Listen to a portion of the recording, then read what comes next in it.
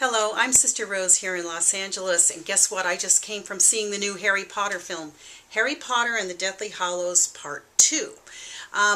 This is a really great film. I think you need to see the first one so that you can connect with the themes that were started in the first volume or the first part of the film. And really, it's going to conclude the whole series. We know there's not going to be any sequel, or so the author of the books and Warner Brothers has told us. We know it's about three friends, Harry, Hermione, and Ron, and they're at Hogwarts School of Witchcraft and Wizardry with all these other kids, and some are good, some are bad. You know, you can't, or they do bad things, but you can't have a good story if you don't have all kinds of conflict going on. Now, it was a little confusing. I admit I only read the first book and half of the second one, and I let the movies take over, but all I had to do was ask the nuns in our community, who are a little bit fanatical about Harry Potter. One year, I think it was when the fourth or fifth book came out, the sisters pooled their meager recreational budget one month. They ordered the book, then they got in line early so at midnight they could get their copy. They drew straws to see who would be the first one to stay up all night and read it so she could pass it off to the next sister in the morning. I would say that's literary dedication, wouldn't you? Anyway, this particular film begins in the midst of things. You need to see the first one, as I said, because you want to be able to appreciate the ending. And I have to say, I was surprised at how moved I got. I really enjoyed this film. The special effects are amazing. I'm sure that this film is going to be up for a lot of Oscars. Now, this film follows the last year of school of the three friends, but they actually are not in school. Professor Dumbledore has given an assignment to Harry and his friends, and they must complete it. And they do. So you might say, well, they didn't stay in school, but actually, remember, this is a fantasy, and life experience certainly would let them have their diploma if indeed they had a graduation ceremony.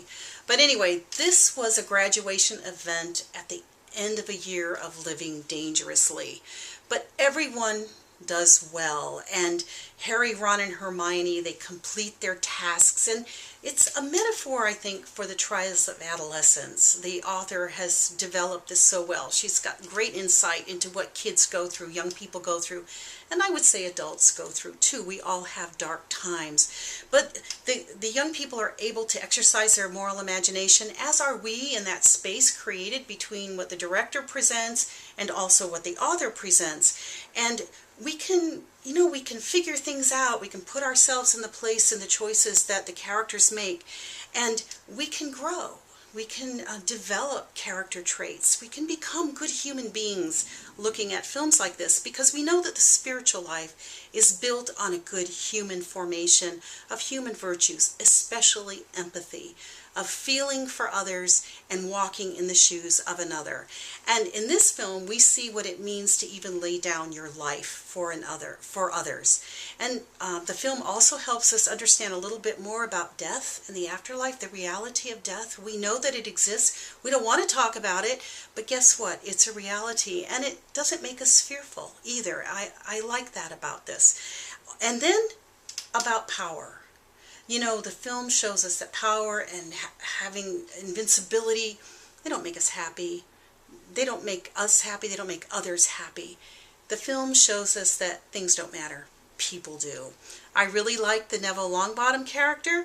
I understand that he got more time in the books than he did in the movie, but he did really well here, and he becomes this wonderful hero, and the audience loved him, and so did the character Luna. Now, some will say that Harry Potter even seemed like a Christ figure in this, because he too, as his mother did before him, laid down his life for others. I can't say more than that, or I will give away one of the big answers to the big questions in the film as to who dies and who lives. Now, Harry does go to this in-between place, and he has this chat in a kind of surreal version of King's Cross train station, and he's walking with the soul of the murdered Professor Dumbledore. And the professor says two things that are really interesting.